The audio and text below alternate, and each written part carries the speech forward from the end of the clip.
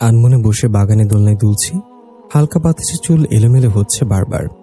তখনই বাবার ডাক, এই মুশায়ারা, এদিকে আসো তো মা। বাবার ডাকে অজ্ঞত উঠে বসায় ঢুকে বাবার সামনে এসে দাঁড়ালাম। বাবা মাথায় টুপিটা চড়িয়ে আমার দিকে তাকালেন। একটু রাগ মিশ্রিত স্বরে বললেন, তোমাকে বারণ করেছি না চুল খোলা করে বাইরে যাবে না, নামাজ পড়েছ? তাড়াতাড়ি মাথায় ওড়না দিয়ে আমি মাথা নিচু করে আস্তে মাথা নাড়লাম। বাবা হাতের ঘড়ি দেখে বললেন, হাতে আরো 10 মিনিট আছে, যা নামাজ পড়ে নাও। আমি মাথা নাড়িয়ে চলে এলাম আমার রুমে। আমার বাবাটা অনেক ধার্মিক, ধর্মের সবকিছু অক্ষরে অক্ষরে মেনে চলেন। এই জন্য গ্রামের মানুষরা বাবাকে খুব মেনে চলে এবং যে কোনো সময় সমস্যায় বাবার কাছে ছুটে আসে। আমি মুশায়ারা, বাবার একমাত্র মেয়ে। এবার মাদ্রাসায় দাখিল পরীক্ষায় উত্তীর্ণ হয়েছি। বাসায় আমি, ছোট ভাই, বাবাই থাকি। মা কোথায় আছে তা জানি না, খুব ছোটকালে দেখেছিলাম। চেহারাটাও ঠিক করে মনে পড়ে না। বাবাকে মায়ের কথা জিজ্ঞাসা করা একদমই বারণ। এই ব্যাপারে কথা উঠলেই রেগে যান। বাবার এক বিশ্বস্ত বুয়া খালায় আমাদের দেখাশোনা করেন। উজু করে নামাজ পড়ে নিলাম। আমার ধর্মের এসব নিয়মকানুন মানতে ভালো লাগে না। বাবা রাগ করবেন বলে বাধ্য হয়ে করি। বাবার কথা হচ্ছে, উনি যে পথ সারা জীবন অনুসরণ করে এসেছেন, আমাদেরকে অক্ষরে অক্ষরে তা করাবেন ইনশাল্লাহ। মাঝে মাঝে বাবার এসব আবার বাড়াবাড়ি মনে হয়। কত নিষেধ, কত নিয়ম পালন করতে করতে বিরক্ত লাগে। এমনই ভাবনার সময় আবার বাবার ডাক এলো। চা নিয়ে বাবার রুমে প্রবেশ করে বললাম, ডাকছো বাবা? নামাজ পড়েছ? আব্বা হুজুর, এই নাও তোমার চা। মুমিন ফিরেছে? এখনো তো ফেরেনি। ধমকে সুরে বললেন, এখনো কি মাঠে খেলছে? কতবার বলেছি বিকেলের সময়টা একটু হাদিস শিক্ষা নেই, আজ আশুকর হচ্ছে। মনে মনে ভয় পেলাম, আজ ভাইয়ের কপালে মায়ের আছে। মুমিনই আমার ছোট ভাই, বয়স 11 বছর, মাদ্রাসায় 5ম শ্রেণীতে পড়ে। বাবা চায়ের কাপটা ফেরত দিয়ে বলল, যাও তুমি ভেতরে যাও, কিছু মানুষ আসবে জরুরি কথা বলতে। বাবা কখনোই বাহিরের মানুষের সামনে আমাকে আসতে দেয় না, সবসময় পর্দায় থাকতে বলে। চায়ের কাপ নিয়ে রান্নাঘরে চলে এলাম। সন্ধ্যার পর বাবা নামাজ ঘরে থাকতেন অনেক রাত অবধি। এই ঘরে আমাদের যাওয়া বারণ। আমি মাঝে মাঝে উকি মেরে দেখি বাবা অন্ধকারে ওইখানে দরজা বন্ধ করে বসে থাকেন। জিজ্ঞাসা করার কথা ভাবতে পারি না, কেননা বাবা যে আমাদেরকে নিজে থেকে বলতে চান না, তা জিজ্ঞাসা করলে তার বকুনি খেতে হয়। এই সময়টা আমার ভয় ভয় লাগে। ঘরের সব বাতিগুলো নিভু নিভু করে। হালকা ঠান্ডা বাতাস পুরো ঘরে বিরাজ করে। ছোট ভাই পা টিপে টিপে ঘরে প্রবেশ করে আমাকে ফিসফিসিয়ে বলে, বুবু, বাবা কোথায়? আমি হাতের কাজ করতে করতে বলি, নামাজ ঘরে আছে, যা তাড়াতাড়ি হাত মুখ ধুয়ে পড়তে বস। মুমিন হাসি মুখে চলে যায় তার রুমে। আমার বান্ধবীদের অনেকে বলে আমার বাবা নাকি জিন পালে। তাদের সাথে কথা বলে আমি ওদেরকে বোঝাতে পারি না এসব বাবা করেন না। আমি কখনোই দেখিনি এসব। অনেকেই উপহাসের সুরে বলে, তোকে জানিয়ে করবে নাকি? তাছাড়া তোর বাবা এত বড় আলেম, তার বুঝি এসব থাকবে না? ওদের কথা আমি পাত্তা দেই না। তবে মাঝে মাঝে এসব ভাবি, ইস, সত্যি যদি বাবা আর পোষা জিন থাকতো, তাদের একবার দেখতে পারতাম। ছোট ভাই শুনে হাসতে হাসতে শেষ। আমার গলা জড়িয়ে বলে, বুবু, আপনি এমনিতে যে ভীতু, সামান্য তেলাপোকা দেখে চিৎকার করেন, আপনি নাকি দেখবেন জিন। রাগ লাগে এসব শুনে, তাই ওকে আর আমার ভাবনাগুলো বলি না। প্রায় রাত 10টায় বাবা নামাজ ঘর থেকে বের হলেন। আমি তখন টেবিলে খাবার এনে দিচ্ছিলাম। বাবা এসে চেয়ারে ধপ করে বসে পড়লেন। পানির জগ থেকে পানির গ্লাসে ঢেলে 1 নিমিষে ঢকঢক করে গিলে নিলেন। আমি একটু চিন্তিত হয়ে জিজ্ঞাসা করলাম, বাবা, তুমি কি ক্লান্ত? বাবা না বলে মুমিনকে খেতে ডাকলেন। খাওয়ার পুরোটা সময় বাবার দিকে আর চোখে তাকিয়েছিলাম। কপালে কয়েকটা ভাঁজ পড়ছে, চোখে মুখে উদ্বিগ্নতা। জিজ্ঞাসা করে লাভ হবে না জেনে বললাম, বাবা, তুমি কি চিন্তিত? বাবা চোখ রাঙিয়ে বললেন, খাওয়ার সময় কথা বলতে বারণ করেছি না? বকুনি খেয়ে একটু অভিমান জাগলো। অস্ফুট স্বরে বললাম, আর বলবো না বাবা। বাবা আর কিছু বললেন না। খাওয়া দাওয়া শেষ করে নিজের ঘরে চলে গেলেন। আমি সব গুছিয়ে নিজের ঘরে যাওয়ার আগে বাবার ঘরে একবার উকি মারতে গেলাম। দেখলাম বাবা অন্ধকারে বসে তসবিহ পড়ছেন। বিরক্ত না করে ওখান থেকে মুমিনের ঘরে ঢুকলাম। ঘুমিয়ে পড়েছে ও। ওর গায়ে হালকা কাঁথা দিয়ে ফ্যানের স্পিড কমিয়ে নিজের ঘরে চলে আসলাম। লাইট নিভিয়ে শুয়ে পড়লাম। ঘুম আসছে না কিছুতেই। বাবার চিন্তিত মুখটা চোখের সামনে ভেসে উঠছে। কেন যে বাবা কিছুতেই কোনো কথা বলতে চায় না? আমার বাবাটা এমন কেন? সবার বাবারা কত ভালো হয়, ঘুরতে নিয়ে যায়, সবসময় আদর করে, মাথায় হাত বুলিয়ে গল্প শুনিয়ে ঘুম পাড়ায়। এসব কিছু আমি পাইনি। সব ভাবনা ঝেড়ে যেই ঘুমাবো তখন দেখি আমার ঘরের মেঝেতে একটা ছায়া পড়েছে। ছায়াটা অনেক লম্বা, আমার রুমের দিকে এগিয়ে আসছে। ভয় পেয়ে গেলাম। এটা অন্য কিছু নয় তো? চিৎকার করব নাকি ভাবতে টের পেলাম ছায়াটা আমার ঘরে ঢুকে গেছে। ভয়ে চোখ বন্ধ করে মনে মনে সূরা পড়া শুরু করলাম।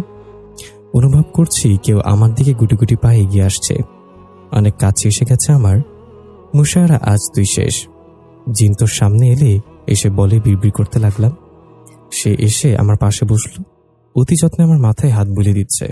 আমার খুব ইচ্ছে করলো তাকে দেখতে। এত সুন্দরভাবে আমার মাথায় হাত বুলিয়ে দিচ্ছে কেন? চোখ খুলে দেখতে চাইলাম, কিন্তু সেই সাহস হলো না। হঠাৎ হু হু করে চাপা কান্না কানে এলো। আমার পাশে বসা সে কান্না করছে। আচ্ছা, জিন কি কান্না করে? এভাবে যত্ন করে মাথায় হাত বুলিয়ে দেয়? টের পেলাম সে আমার পাশ থেকে উঠে গেল। নিশ্চয় এখন সে চলে যাবে। এখন তাকে না দেখতে পেলে হয়তো আর দেখার সুযোগ হবে না। ভয়ে ভয়ে চোখ জোড়া খুললাম। ঠিকই তো, ছায়াটা আমার রুম থেকে বের হয়ে গেল। আমি তাড়াতাড়ি উঠে পিছু নিলাম। বারান্দার আলোয় দেখতে পেলাম এটা বাবা। উনি তার রুমের দিকে ফিরে যাচ্ছেন। বাবা কেন এভাবে আমার রুমে আসলেন? কাঁদলেনি বা কেন? ধীর পায়ে বাবার ঘরের দরজা এসে দাঁড়ালাম। বাবা রেকিং চেয়ারে বসে বসে কি যেন বিড়বিড় করছেন। অন্য সময় হলে অনুমতি নিয়ে ঢুকতাম ঘরে। আমার এখন কথা বলতে ইচ্ছে করলো না। আজ থেকে বাবার পা জড়িয়ে বসে পড়লাম। বাবা চমকে উঠে আমার দিকে তাকালেন। মাথায় হাত রেখে বললেন, ঘুমোনি? বাবা, বলো না কি হয়েছে তোমার? কিছু না মা, অনেক রাত হয়েছে, ঘুমাও। বাবা, বলো না, আমার চিন্তায় ঘুম আসবে না। বাবা ফিক করে এসে বললেন, মেয়ে বড় হলে সব বাবাদেরই এমন একটুখানি হয়ে থাকে। বাবার কোলে মাথা রেখে বললাম, আমাকে কি তাড়ানোর পরিকল্পনা করছো? তাড়াবো কেন? মেয়েরা হল রহমত। রহমতকে কি কখনো কেউ বিতাড়িত করতে পারে? সে তুমি যাই বলো না কেন, আমি কোথাও যাব না বাবা। আমার সারাটা জীবন তোমার আর ভাইয়ের জন্য রাখতে চাই। পাগলি মেয়ে আমার, যা ঘুমো। এই বলে আমার কপালে বাবা ছোট্ট একটা চুমু এঁকে দিলেন। আমিও কথা না বাড়িয়ে চলে এলাম। বাবার এই রূপটা খুবই কমই দেখেছি। আজ দেখে মনে যত অভিযোগ ছিল সব দূর হয়ে গেছে। বাবা কেন সবসময় এমন থাকতে পারে না? এসব ভাবনা রাতেই কেটে গেল। আজান শুনে উঠে পড়লাম। প্রতিদিন বাবা ডেকে দেন, আজ নিজে থেকে উঠে নামাজ পড়লাম। কিছুক্ষণ কোরআন পাঠ করে উঠে যেতে দেখি বাবা আমার সামনে দাঁড়িয়ে আছেন। মা, আজ তুমি নিজে উঠেছ? জি বাবা। চা করে দিব? দাও। মুমিনকেও জাগিয়ে দাও। এমনিতেই জামাতের সময় পার হয়ে গেছে, এরপর নামাজ পড়ারও সময় পাবে না। মনটা আজ অনেক ফ্রেশ, সব কাজ করতে ভাল লাগছে। ভাইকে নাস্তা করিয়ে মাদ্রাসায় পাঠিয়ে দিলাম। বাবা খেয়ে কোনো একটা সালিশে গেছেন। পুরো বাসা একা আমি। আজ বুয়া খালাও আসেননি। দিনে দুই ধরেই নাকি তিনি অসুস্থ। বাবা গিয়ে দেখে এসেছেন। আমার ইচ্ছে থাকা সত্ত্বেও যেতে পারলাম না। আমার কারণ ছাড়া বাসা থেকে বের হওয়া নিষেধ। বের হলে পরিপূর্ণ পর্দা করে বের হতে হবে। রান্নাবান্না সেরে ফ্রেশ হয়ে ছাদে উঠলাম একটু ঘোরাঘুরি করার জন্য। আমাদের পুরো বাসা বাউন্ডারি করা। বাসার সামনে বড় বাগান, দোতলা ফ্ল্যাট। ছাদটা আমার খুব ভালো লাগে। নিজের হাতে যত্ন করে সাজিয়েছি। অবসর সময় আসি প্রায়। রাতেও আসতে ইচ্ছে করে, কিন্তু বাবার আদেশ সন্ধ্যার পর কেউ ছাদে আসতে পারবে না। চুল শুকাতে শুকাতে এই ধার ওই ধার ঘুরছি। এমন সময় খেয়াল করি বাগানে আমার দোলনায় কি যেন বসে দোল খাচ্ছে। প্রথমে মনে হলো চোখের ভুল, কিন্তু না, ঠিকই দেখছি কেউ বসে আছে। সামনের আম গাছটার জন্য ভালো করে কিছু দেখতে পাচ্ছি না। কোনো দুষ্ট ছেলে দেয়াল টপকে বাগানে ঢুকে নিত? এই সাহস তো কারোর হবে না। এলাকার সবাই বাবাকে ভয় পায়। এই বাড়িতে ঢোকার সাহস দেখানো কারণ নেই। যাই হোক, কেউ তো নিশ্চয়ই আছে। ছাদ থেকে তাড়াহুড়া করে নেমে দৌড়ে বাগানের দোলনার কাছে এলাম। কেউ তো নেই। দোলনাটা নিস্তব্ধভাবে আছে। কেউ যদি চলেও যেত, দোলনা তো অবশ্যই এখনো দুলত। আজকাল চোখেও ভুল দেখতে শুরু করেছি। যে বাসার দিকে হাঁটা ধরলাম, শব্দ হলো দোলনাটা নড়ার। আবার পেছনে ফিরলাম। বাতাসে নড়তে দেখে চলে এলাম। বিকেলের দিকে ভাই আর বাবা একসাথে ফিরল। সন্ধ্যায় বাবা পাঞ্জাবি পরে আতর মেখে কোথাও যাওয়ার প্রস্তুতি নিচ্ছেন। বাবা মাকে তার ঘরের দরজায় দাঁড়িয়ে থাকতে দেখে বললেন, মা, আজ নত্রপুরে ওয়াজ মাহফিলে আমাকে প্রধান অতিথি হিসেবে ডাকা হয়েছে, তাই যেতে হচ্ছে। তুমি চিন্তা করো না, আমি খুব তাড়াতাড়ি ফিরব। আচ্ছা বাবা, সাবধানে যেও। বলছি কি, রাতের খাবারটা খেয়ে যাও। না রে মা, সময় নেই। 3 গ্রাম পেরিয়ে যেতে হবে। এখন না বের হলে সময় মতো পৌঁছাতে পারবো না। সাথে রইস চাচা যাচ্ছে তো? যাচ্ছে। তাড়াতাড়ি খেয়ে ঘুমিয়ে পড়িস, সাবধানে থাকিস। বলে বাবা বাসা থেকে আল্লাহর নাম নিয়ে বেরিয়ে গেল। বাবা যাওয়ার পর দরজা আটকে মুমিনের পাশে বসলাম। মুমিন মনোযোগ দিয়ে পড়ছে। আমাকে দেখে বলল, ভয় পাচ্ছেন বাবু? ওর মাথায় একটা চারটি মেরে বললাম, পাকামি রেখে মন দিয়ে পড়। একা একা ভালো লাগছে না, তাই তোর কাছে এলাম। মুমিন মুচকে এসে আবার পড়ায় মন দিল। হঠাৎ শুরু হলো ঝড়ো হাওয়া, মনে হচ্ছে প্রবল বৃষ্টি হবে। এমনই সময় চলে গেল ইলেকট্রিসিটি, পুরো বাসা হয়ে গেল অন্ধকার। আমি মুমিনকে বললাম, তুই বস, আমি চার্জার লাইট জ্বালিয়ে দেই। লাইট জ্বালিয়ে দেখি এর চার্জ খুবই কম। সারাদিন চার্জ দিতে ভুলে গেছি। মুমিন আর পরে কাজ নেই, লাইটের চার্জ কম। তুই বরং চল, খেতে যাবি আর ঘুমাবি। বাবু আমার খিদে নেই, তবে ঘুম পাচ্ছে, আমি ঘুমিয়ে পড়ি, আপনি ওকে ঘুমিয়ে পড়ুন আমার পাশে। আচ্ছা ঘুমো। মুমিন ঘুমিয়ে পড়লে আমি বের হয়ে আসি রান্নাঘরটা গুছিয়ে রাখতে। মোম জ্বালিয়ে রান্নাঘরে আসলাম। খেতে ইচ্ছে করছে না বিধায় সব ঢাকা দিয়ে বের হয়ে এলাম। ইতিমধ্যে বাইরে বৃষ্টি শুরু হয়ে গেছে। বারান্দার দরজাটা বন্ধ করা হয়নি। ওইদিকে যেতে যেতে ভাবছি বাবা পথে আটকা পড়ে গেল নাকি। সাথে তো ছাতাও নিল না। বারান্দার দরজা বন্ধ করতে যাব এমন সময় মোমের আলো বাতাসে নিভে গেল। মোমের আলো নিভে যাওয়ায় বারান্দাটা অন্ধকারে ঢেকে গেল। ভয় লাগছিল। তাড়াতাড়ি দরজাটা লক করে ঘরে পালাতে পারলেই বাঁচি। দরজা টেনে আনতে গিয়ে দেখি বারান্দার কোণে কারোর মূর্তি। অন্ধকারে কিছু তেমন দেখতে না পেলেও বুঝলাম সেখানে কেউ ঠায় বসে আছে। ভালো করে বোঝার জন্য হাতড়ে হাতড়ে কোণের দিকে গেলাম। হাতটা কোণের দিকে বাড়াতেই কারোর নিঃশ্বাস আমার হাতে পড়ল। ভয় পেয়ে দুপা পিছিয়ে গেলাম। জোরে জোরে চিৎকার করতে লাগলাম, কি ওখানে? সারা দাও বলছি। একটা মিহি সুন্দর কণ্ঠে উত্তর এলো, এত জোরে চিৎকার করবেন না, এতে আমার ইবাদত বিঘ্ন হচ্ছে, আপনারা ভেতরে চলে যান। আমি হতভম্ব হয়ে গেলাম। আমাদের বাসায় ছেলে এলো কি করে? এখানে ইবাদত করছে মানে কি? কাঁপা কাঁপা কণ্ঠে বললাম, কে আপনি? এখানে এলেন কি করে? আবারও শান্তভাবে উত্তর এলো, ভয় পাবেন না, শান্ত হন। আমার রাগ উঠে গেল। একে তো বেগানা পুরুষ, তা আমার বাসায় সাঙ্গপাঙ্গ বসে আমাকে বলছে শান্ত হতে। একটু ধমকের উত্তর দিলাম, শান্ত হবো মানে কি? আপনি কি সেটা বলুন। একে তো এক অজানা পুরুষ, আবার অন্যর বাসায় চুরি করে ঢুকতে লজ্জা করে না? বেরিয়ে আসুন বলছি। তখনই পেছন থেকে ডাক এলো, বুবু আপনি চিৎকার করছেন কেন? তাকে দেখি মুমিন চোখ ডলতে ডলতে মুমনি আমার পেছনে দাঁড়িয়ে আছে। আমি বারান্দার কোণে ইশারা করে বললাম, দেখ ভাই, একটা ছেলে আমাদের বারান্দায় চুরি করে ঢুকে পড়েছে, নিজের পরিচয় দিচ্ছে না। মুমিন এগিয়ে এসে ওই কোণ মোমের আলো দিয়ে চেক করলো, পরে আমার দিকে তাকিয়ে বলে, বুবু এখানে তো কেউ নেই। আমি অবাক হয়ে কোণে তাকাই, সত্যি তো কোণে কেউ নেই। তাহলে আমার সাথে এতক্ষণ কথা বললো কে? আমি তো ভুল শুনিনি। ভাই এখানে কেউ ছিল। মুমিন আমাকে ভেতরের দিকে টেনে নিয়ে বলল, বুবু চলুন এখান থেকে, কেউ নেই এখানে, আপনি বোধহয় ভয় পাচ্ছেন। আমি দরজা লক করে দিচ্ছি। আমি মুমিনের ঘরে চলে আসলাম।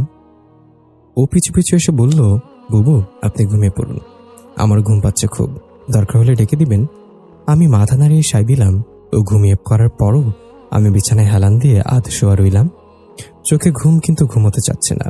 কেউ তো নিশ্চয় আছে, মুমিনকে দেখে হয়তো পালিয়ে গেছে। বাসে যখন আছে তখন তো আবার টের পাবো, এই ভাবনায় ঘুমাচ্ছি না। হঠাৎ মোমের আলো নিভু নিভু করতে লাগলো। উঠে গিয়ে ওটা ধরার আগেই নিভে গেল। পুরো রুমটা অন্ধকার হয়ে গেল। বদ্ধরুমে হাওয়া এলো কোথা থেকে? এমন সময় কারোর গলা কেশে নেওয়ার শব্দ শুনলাম। এক লাফে আবার বিছানায় উঠে বসলাম। অনুভব করলাম কেউ যেন আমার পাশে এসে বসলো। সেই মিহি কণ্ঠটা বলল, ঘুমাচ্ছেন না যে? কাঁদো কাঁদো গলায় বললাম, আপনি কি এভাবে আমাকে ভয় দেখাচ্ছেন? ভালো হবে না বলে দিচ্ছি। আসুক বাবা, আপনার নামে নালিশ জানাবো। একটু এসে বলল, আপনি ভীতু জানতাম, এত ভীতু জানতাম না। আমাকে ভীতু বলায় রেগে গেলাম। ধমক দিয়ে বললাম, আপনার সাহস তো কম না, আমায় ভীতু বলছেন? আসুন একবার, আলোয় মায়ের একটা মাটিতে পড়বে না। আমায় মারতে গেলে অন্ধকারে মারতে হবে। দেখি কত সাহসী আপনি। আমি আপনার পাশে বসে আছি, নিন শুরু করুন। এবার কেঁদে দিলাম ভয়। সে একটু নরম গলায় বলল, আহা কাঁদছেন কেন? আমি কি বকেছি নাকি? তাহলে কি ভয় খাচ্ছেন ভূতনি? আপনি আমাকে ভূতনি বলছেন কেন? আপনি ভীতু তাই। কান্না থামিয়ে বললাম, দেখুন ভালো হচ্ছে না কিন্তু। আপনি কে বলুন তো? যাকে দেখার এত শখ আপনার, আমি সেই। আমি থম মেরে গেলাম। আমার তো জিন দেখার খুব শখ। ওরে বাবা গো, স্বয়ং উনি আমার সামনে। এবার ভয় পেয়ে হাত দিয়ে ভাইকে ধাক্কা দেওয়া শুরু করলাম। ও ধরপড়িয়ে উঠে পড়ল। উঠে বলল, কি হয়েছে বাবু? ভাই ওঠার সাথে সাথে আমার পাশের ভারী ভাবটা কমে গেল। তার মানে ভাইকে ডাকে উনি চলে গেছেন। আমার নীরবতা দেখিয়ে মুমিনকে আমার শরীর নাড়া দিয়ে বলল, ও বাবু ডেকেছেন কেন? কিছু না, ঘুমোতই। এভাবে আর গভীর ঘুম ভাঙাবেন না কিন্তু, বলে মুমিন আবার শুয়ে পড়ল। কি বোকামিটাই না করলাম আমি। সকাল 6টায় উঠলাম। মুখ ধুতে ধুতে ভাবছি কাল রাতে চলে যাওয়ার পর উনি আর একবারও আসলেন না। উনি খুব অভিমান করলেন। সারা রাত এত কষ্ট করে ঘুম আটকে রাখলাম, উনি আরেকবার আসবেন এই আশায়। এতদিন অপেক্ষার পর সুযোগ হলো জিনের সাথে কথা বলার। নিজের বোকামির জন্য সব শেষ। তাড়াতাড়ি নামাজ পড়ে নাস্তা বানালাম। সারাটা দিন সেই ভাবনায় কাটলো। বিকেলে বাবা ফিরে এলেন। ভাবলাম বাবাকে একবার জানাবো ব্যাপারটা। পরে ভাবলাম না, থাক, জানলে হয়তো বাবা রেগে যাবেন। এক বোকামির জন্য উনি চলে গেলেন। এখন যদি আরেক বোকামি করি, তবে উনি যদি আর না আসেন। বাবা আমাকে আনমনে দাঁড়িয়ে থাকতে দেখে বললেন, কিছু বলবে মোশাররা মা? না বাবা, মানে হ্যাঁ বাবা। আমতামতা করছো কেন? কি বলতে এসেছো বলো। না মানে, তোমার কি কিছু প্রয়োজন? না, এখন কিছু লাগবে না, প্রয়োজন হলে ডেকে নেব। আচ্ছা বাবা, আমি এখন আসি। কোনো রকমে পালিয়ে এলাম বাবার সামনে থেকে। আমি বাবার সাথে মিথ্যা একদম বলতে পারি না। তাছাড়া বাবাও মুখ দেখে অনেক কিছু বুঝে যান। তাই এভাবে চলে আসলাম। নিজের ঘরে বসে বসে তাকে মিস করছি। কিছু ভাল লাগছে না। আজ রাতে কি সে আবার আসবে নাকি অভিমান করে আর আসবে না? উনি সত্যি বলেছেন, আস্তে একটা ভিতুনি আমি। চা খেতে খেতে জানালা দিয়ে চাঁদ দেখছি। কত সুন্দর জ্যোৎস্না জানালার ফাঁক দিয়ে এসে আমার গায়ে লুটোপুটি খাচ্ছে। এমন সময় আমি দরজা বন্ধ করে আমার ঘরের সব আলো নিভিয়ে জ্যোৎস্না বিলাস করি। চোখ বন্ধ করে দক্ষিণের হাওয়াটাও উপভোগ করছি। হঠাৎ সেই অপেক্ষিত কণ্ঠের আওয়াজ শুনলাম। জ্যোৎস্না বিলাস করছেন বুঝি? শোনা মাত্রই পিছু ফিরে তাকালাম।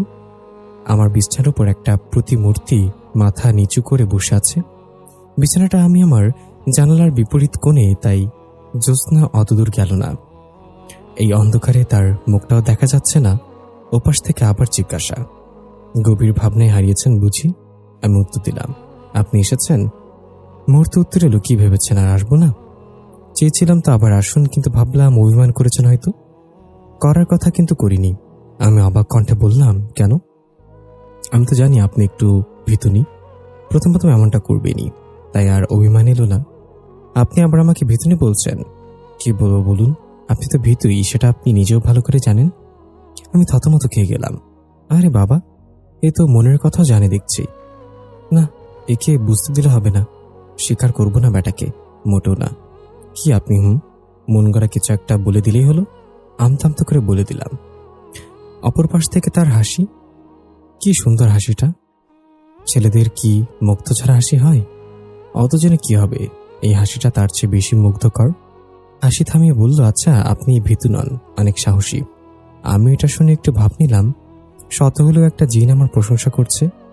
হঠাৎ উনি বলে উঠল, মোশাররা, আপনার হাতের পাশে একটা তেলাপোকা।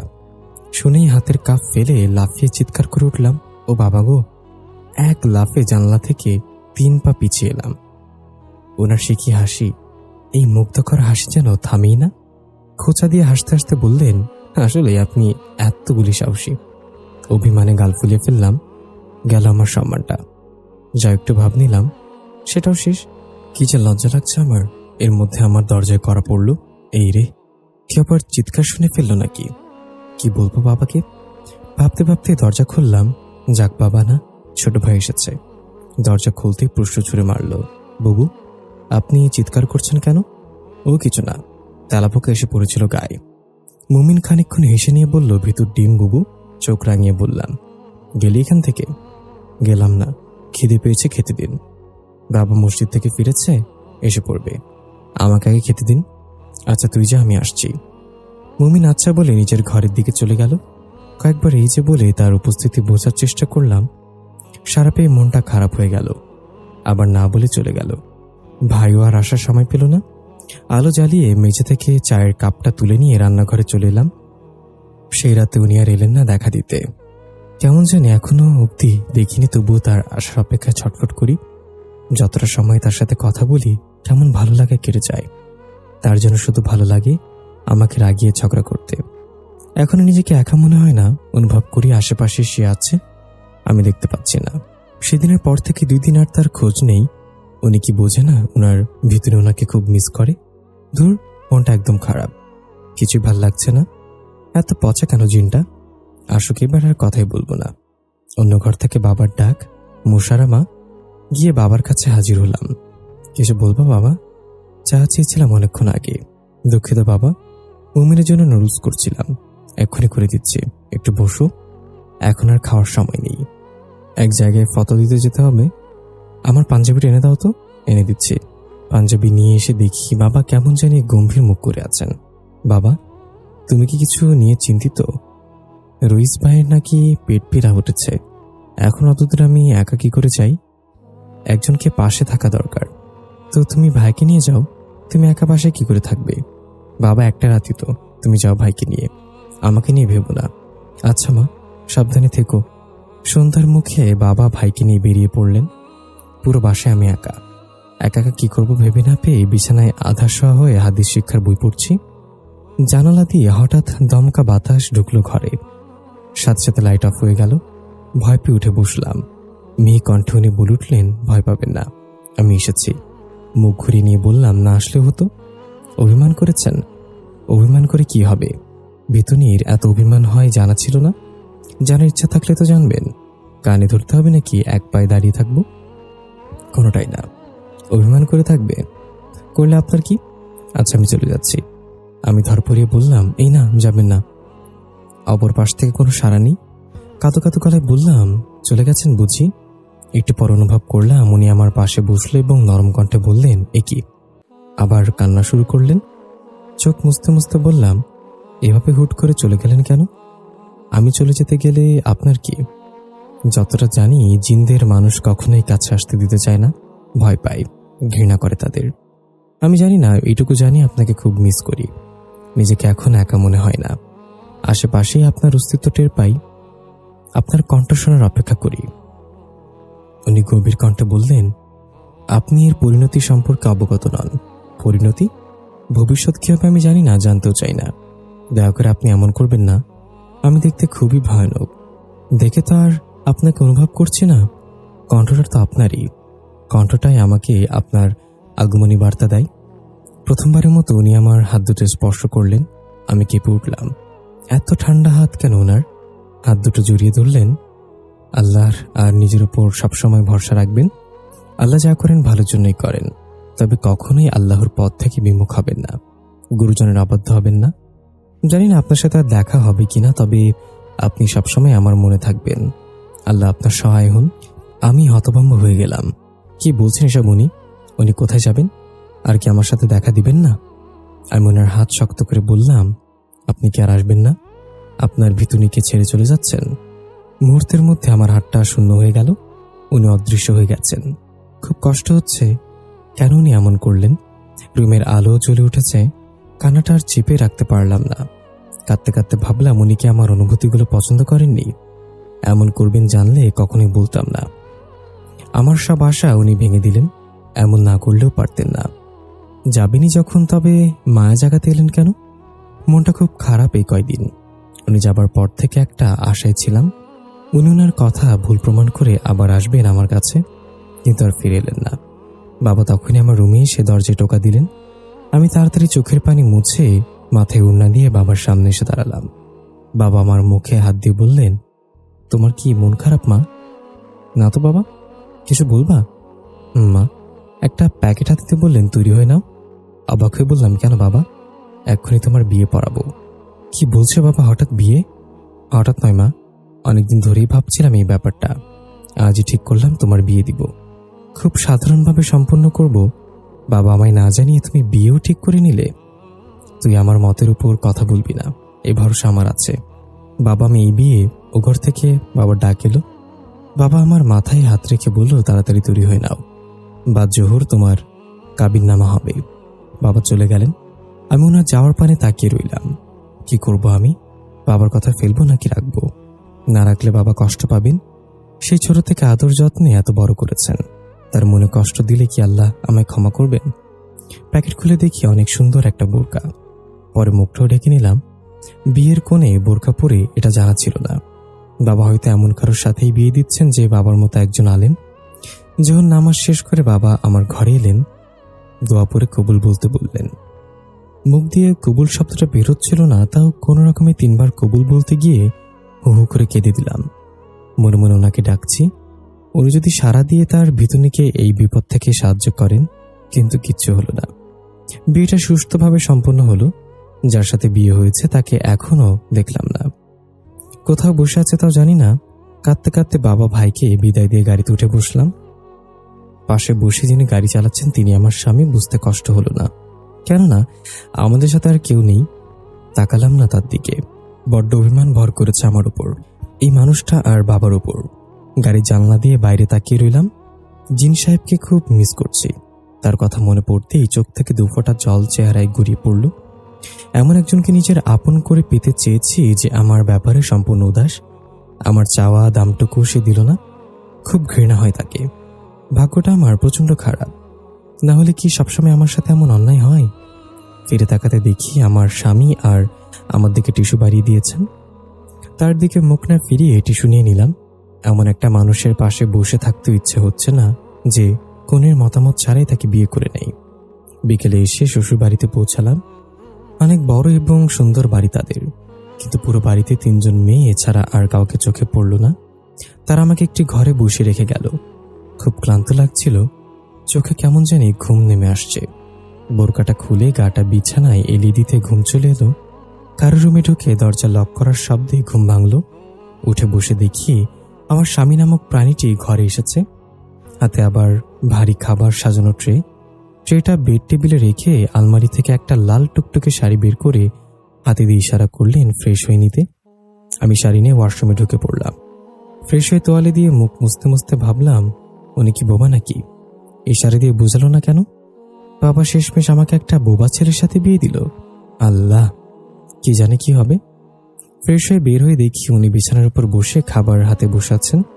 আমি আসতে ইশারায় পাশে বসতে বললেন। লক্ষ্মী মেয়ের মতো পাশে বসলাম। উনি খাবার আমার মুখের সামনে ধরলেন। খাইতে দিতে চাইছেন হয়তো। আমি বললাম আমি খেয়ে নিতে পারবো। উনি তাও হাতটা মুখের সামনে ধরে রাখলেন। আজীব তো, জোর করে খাইয়ে দিয়ে ছাড়বে নাকি? এমনিতে অনেক ক্ষুধা লেগেছে, তাই বারবারই না করে ওনার হাতে খেয়ে নিচ্ছি। এতক্ষণ ভালো করে ওনার দিকে না তাকালেও এখন তাকালাম। টকটকে ফর্সা, লম্বা চওড়া, চেহারায় একটা মায়া মায়া ভাব আছে। নাকের ওপর মোটা ফ্রেমের চশমা থাকায় আরো বেশি ভালো লাগছে দেখতে। মোটামুটি পুরাই কিউটে ডিব্বা। শুধু আফসোস, এত সুন্দর এবং ধনী হওয়া সত্ত্বেও বোবা। আল্লাহর কি নিয়ামত! এমন ভাবে যত্ন করে খাইয়ে দিচ্ছে যেন আমি অসুস্থ রোগী। পানিটাও নিজের হাতে খেতে দিল না। খাওয়া শেষে উনি এসব রাখতে নিচে গেলেন। আমি আর কি করব, বসে বসে রুমটা দেখছি। ভদ্রলোকের দেখি বেশ রুচি আছে, অনেক সুন্দর করে রুমটা সাজিয়েছেন। আমি তো ভুলেই গেছি আজ আমাদের বাসর রাত। আজ কি উনি আমার সাথে থাকবেন নাকি? ভেবে গায়ে কাটা দিয়ে উঠল। আল্লাহ, কি হবে আমার? এমনই ভাবনার সময় উনি ঘরে ঢুকলেন। ইশারায় একটা লম্বা সালাম দিলেন। আমিও সালামের উত্তর দিয়ে বললাম, কিছু বলবেন? ভেতরে ভেতরে লজ্জায় মরে যাচ্ছি যে আমার করার কথা সেটা উনি করছেন। কি ভাববেন উনি, কি জানে। উনি মাথা নাড়িয়ে জায়নামাজ বিছিয়ে ডাকলেন। বুঝলাম উনি নামাজ পড়তে ডাকছেন। বাসরাতে স্বামী স্ত্রী মিলে যে নামাজ আদায় করতে হয় উজু করে, আমরা দুজন মিলে সেটাই আদায় করলাম। নামাজ শেষে এক লাফে উনার আগে বিছানায় গিয়ে উঠে এক কোণে গুরুসুটি মেরে শুয়ে ঘুমানোর ভান ধরলাম। জানি এই পদ্ধতি কাজে দিবে নাকি, তাও করলাম। ওনাকে আমি মন থেকে স্বামী হিসেবে মানিনি এখনো, তাই তার সাথে স্ত্রীর মতো আচরণ করা আমার পক্ষে সম্ভব নয়।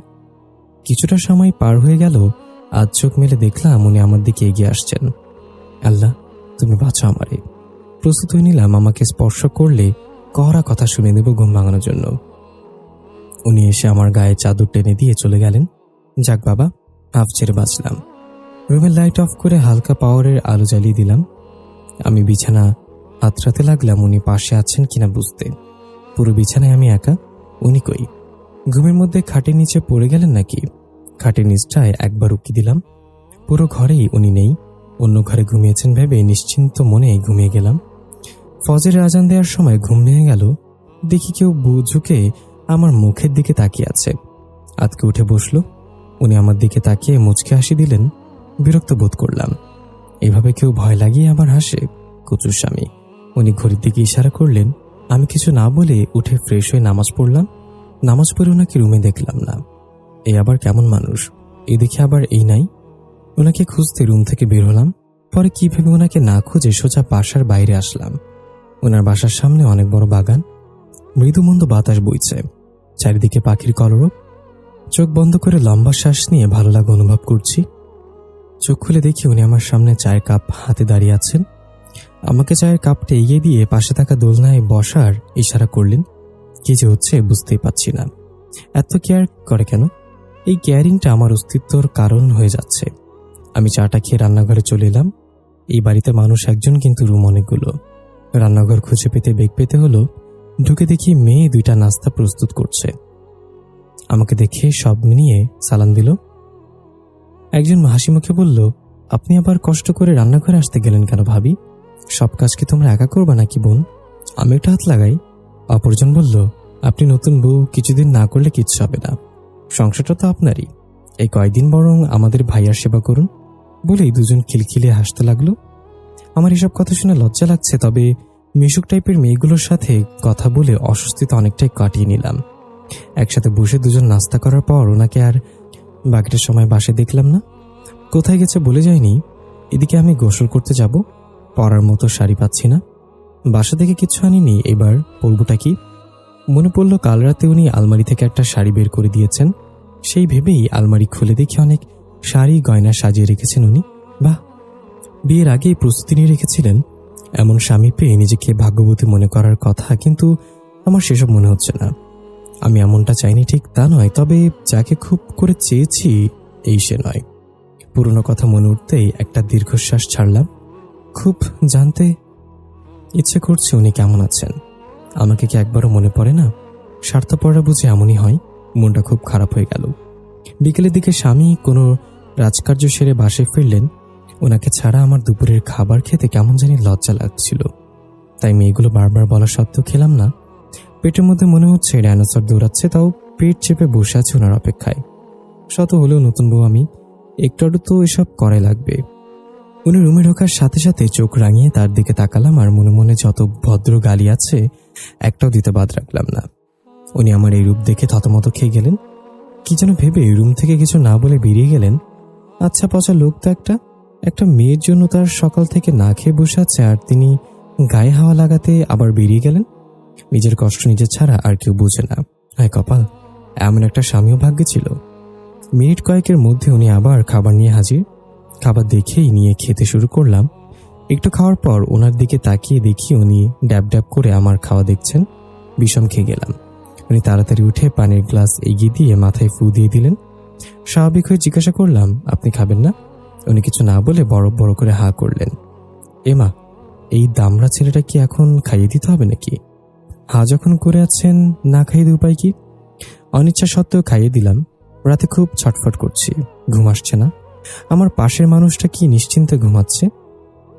উনি পাশে শোয়ায় খুব অস্বস্তি লাগছে। কিছুক্ষণ এই পাশ ওপাশ করে ঘুমানোর চেষ্টা করলাম, কিন্তু ঘুম আসছে না। কেন জানি মনে হচ্ছে জিন সাহেব আমার আশেপাশে আছে কোথাও। বিছানা থেকে নেমে অন্ধকারে হাতড়ে রুমের জানালা খুলে দিতেই এক ফালি জ্যোৎস্না এসে আমার গায়ে পড়ল। এমনই এক জ্যোৎস্না, সে আমার পাশে ছিল। খুব মনে পড়ছে তার কথা। জানালায় মাথা ঠেকিয়ে অতীতের স্মৃতিচারণ করছি। হঠাৎ দমকা হওয়া একটা কণ্ঠ ভেসে এলো। আমাকে কি খুব মনে পড়ে? চমকে উঠে রুমের দিকে তাকাতে থাকি। ভুল শুনিনি, সত্যি আমার জিন সাহেব ফিরে এসেছেন। জানালার অপর পাশে অন্ধকার একটা আবছা প্রতিমূর্তি দেখে বুঝলাম এতদিনের ব্যর্থ আশা বাস্তবতায় পরিণত হয়েছে। আমি মুখ গোমরা করে বললাম, আপনি কি জানেন না? জানি তো।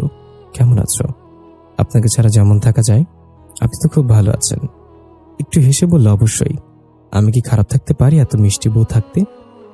কথাটা নিমিষে গিয়ে কলিজায় লাগলো। আপনার বউ মানে? আপনি বিয়ে করে নিয়েছেন? তা তো আপনিও করেছেন। বাধ্য হয়ে করেছি। মনে শুধু আপনারই রাজত্ব এখন, কিন্তু আপনি এটা কি করে করতে পারলেন? কেন? আমার যাকে পছন্দ তাকে কি বিয়ে করতে পারি না? টের পেলাম আমার চোখের অশ্রু গড়িয়ে পড়ছে। সেটা ওনার চোখে পড়ার আগে মুছে নিয়ে বললাম, তা আপনি অবশ্যই পারেন। ভালো থাকবেন বলে জানালার কাছ থেকে সরে আসতে চাইলাম। উনি নরম কণ্ঠে বললেন, আমায় দেখতে চান না বুঝি? অন্য স্বামীকে দেখে কি করব?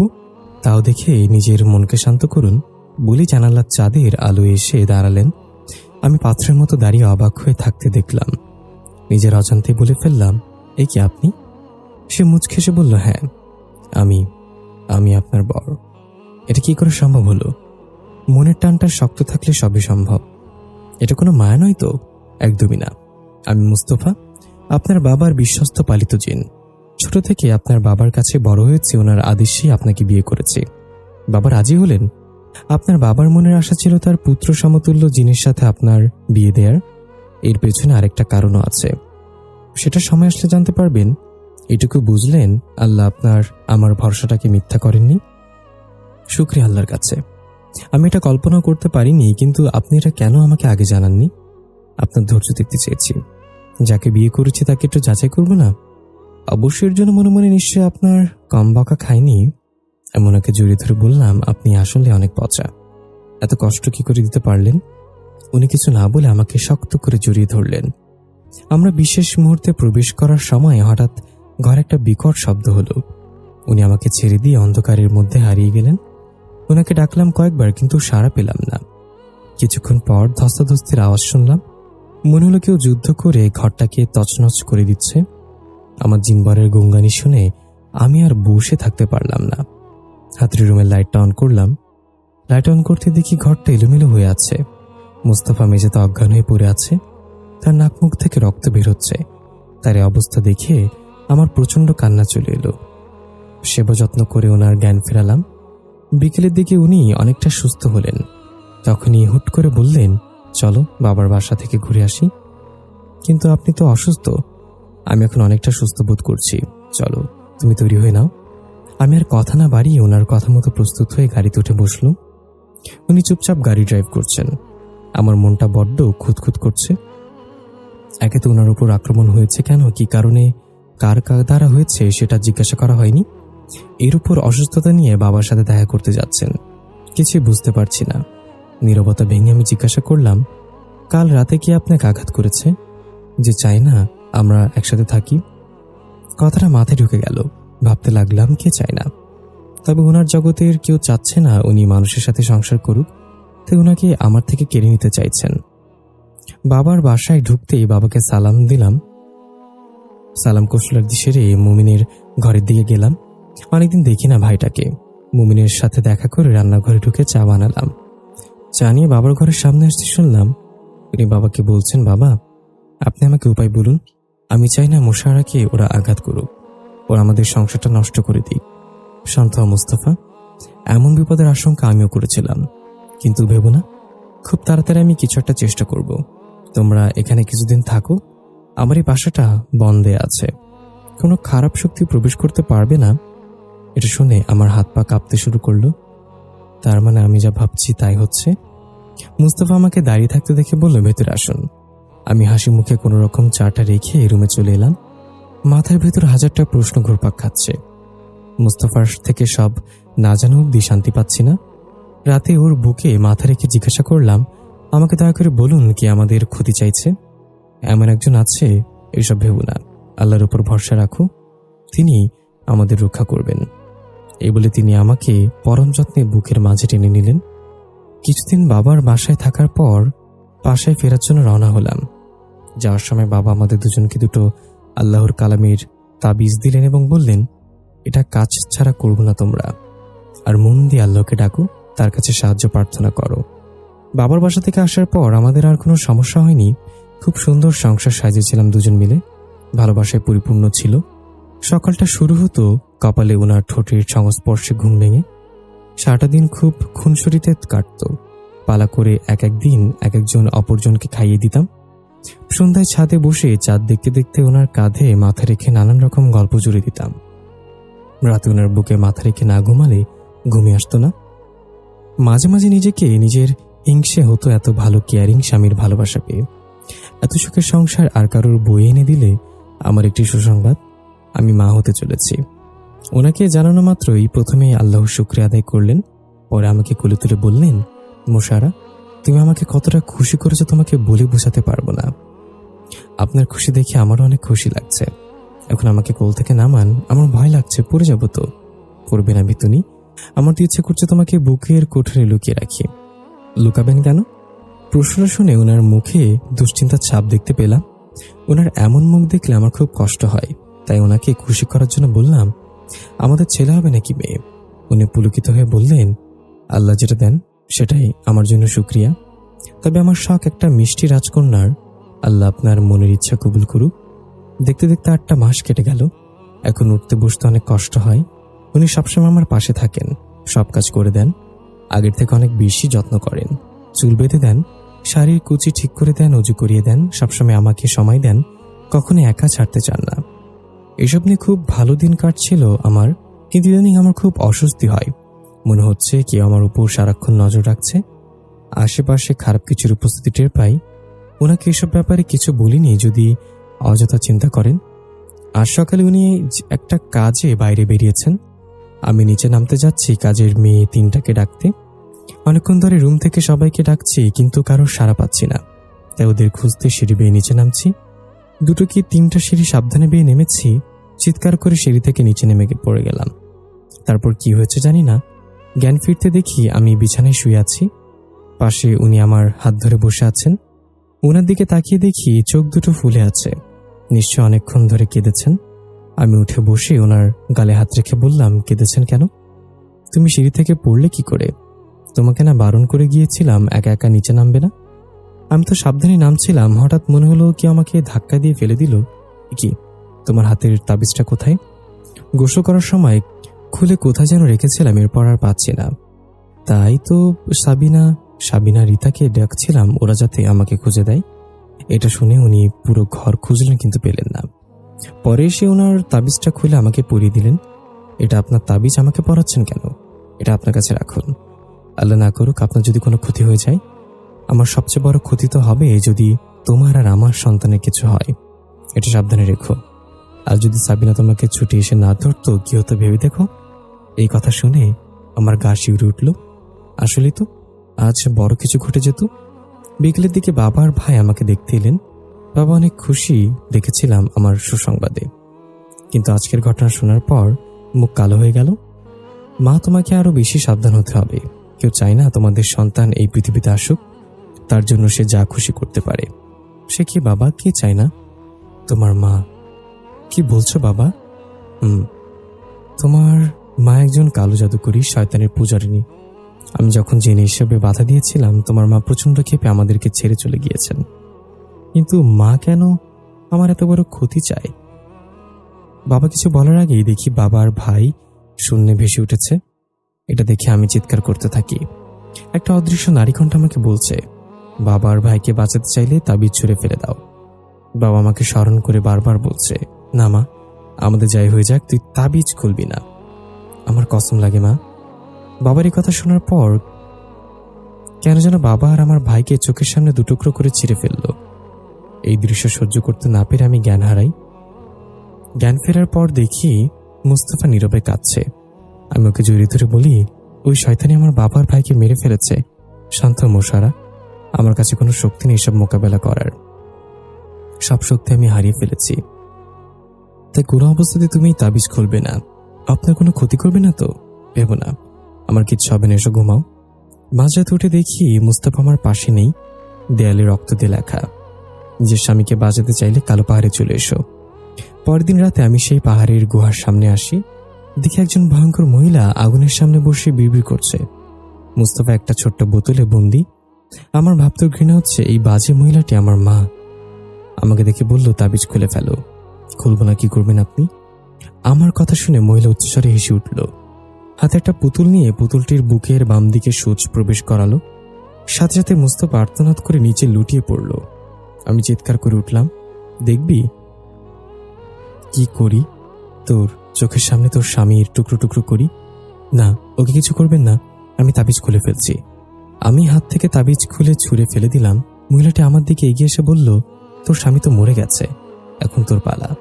মহিলাটি আমার বুকে ধারালো ছুরি বসিয়ে দিয়ে ধাক্কা দিয়ে পাহাড় থেকে ফেলে দিল। যত নিচে পড়ে যাচ্ছে আমার নিঃশ্বাস বন্ধ হয়ে আসছে। কাঁপা কাঁপা কণ্ঠে শেষ আর্তনাদ করলাম, আল্লাহ, আপনি এর উত্তম প্রতিদান দিন।